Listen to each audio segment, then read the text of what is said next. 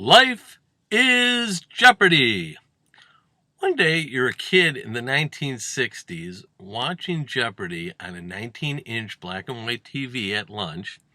After walking home from school, hoping Mom made salami sandwiches and you made it back in time to go potty, and the next thing you know, it's 2020 and you're watching Jeopardy on a wall-mounted 76-inch HD smart TV after a dinner of kale and quinoa and limping back from your second run to the potty with a swollen knee, tweaking your back in the process. Jeopardy is life. Two hosts, Art Fleming and Alex Trebek. One thanked Don Pardo for about 15 years, and the other thanked Johnny Gilbert for seemingly 150. It was like having two different senseis, a Protestant minister, then a Reform rabbi, or even my two dads, both cutting and upstanding, large and in charge jibs. But come on, we all know Dad Alex had way more, as he would say in his native French Canadian, bon vivant, joie de vie, je ne sais quoi, comme ci, comme ça, Jean Beliveau. Not to mention a assez magnifique wardrobe ensemble of haute couture, punctuated by a devilish mustache and a debonair, well-coiffed, et la tête, indeed. Sure, Monsieur Quebec, Monsieur Trebek had all the answers and let you know when you didn't. But all in all, Alex knew, as most Canadians, that life is a highway, and if you want to ride it all night long, you better know where you're going and what the hell you're doing, because rest stops and scenic turnouts aren't always a box of Timbits and sunshine in Saskatchewan, eh? Is life Jeopardy? Well, sure. You pays your ticket, you takes your chances, you roll the dice and hope for the best. You place your bet and spin the wheel. Wait, nope, that's another game. Usually half an hour before, with more of a dipshit stepdad, but a way hotter mom.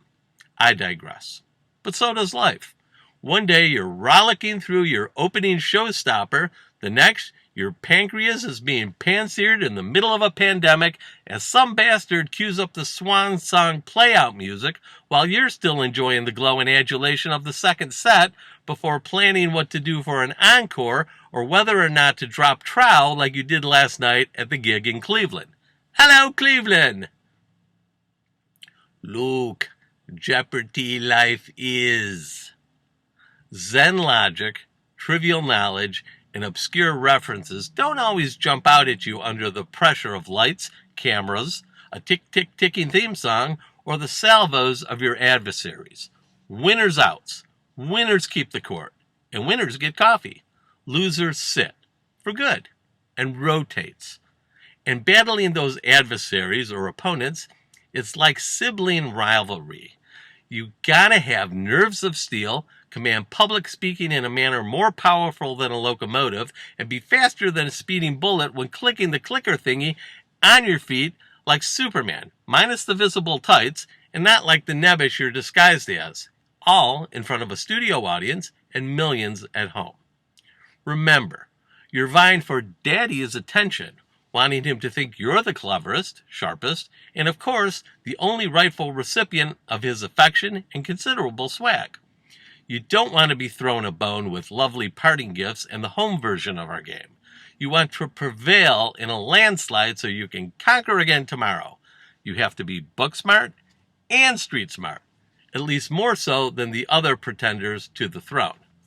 Swish. Who's got next? And rules. A school of rules. Rules for tools. A pool of rules that makes you want to shout, man with limited brain capacity overboard. How about a life preserver or a floaty chair with 2 cup holders? 2 daiquiris, please. Sometimes cruel rules. Old and arcane rules, the powers that be make you play, that don't really seem to make that much sense. The answers are questions?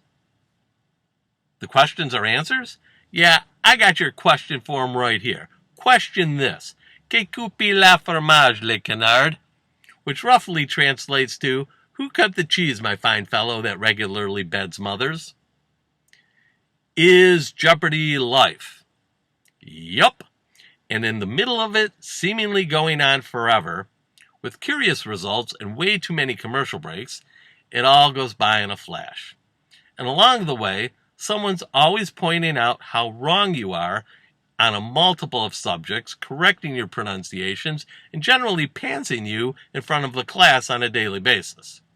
But all with such panache and pathos, making you feel honored to be given the opportunity to participate, contribute, and on rare, magical occasions, win the approval of your temporary and seemingly arbitrary master of ceremonies. So thank you, Alex Trebek, and God bless you, with all royalties, of course, going to Merv Griffin Productions. Alex, as they say in Canada, you were a real mensch, eh? We'll see you next time.